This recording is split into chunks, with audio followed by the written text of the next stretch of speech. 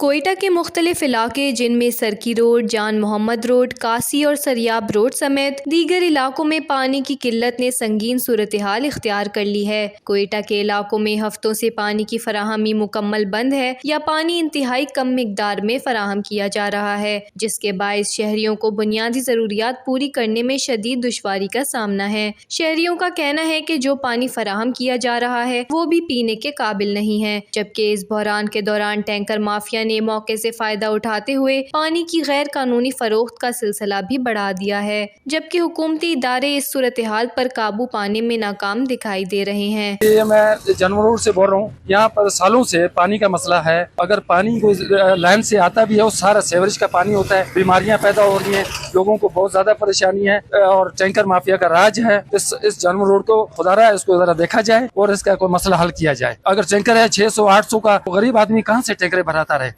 جان محمد road کا رہائشی ہوں، میرا یہاں پر پانی نہیں آتا ہے، بالکل سالوں سال ہو گیا۔ اگر آتا بھی ہے تو گندا پانی آتا ہے۔ ٹینکر مافیا کا راج، اپنی منہ بولی قیمت لیتے ہیں یہاں پر، اگر بولے بھی ان کو فون بھی کرے پھر ان کے نخرے بھی ہوتے، آتے بھی نہیں ہو لوگ، جو بھر میں ہی وہاں پر خشک ہو چکے ہیں۔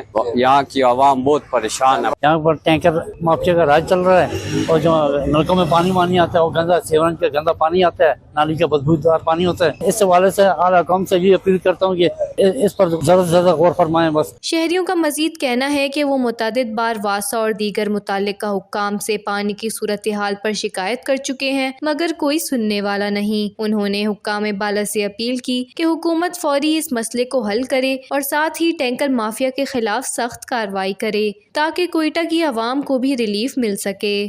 وش نیوز، کوئٹہ، بلوچستان۔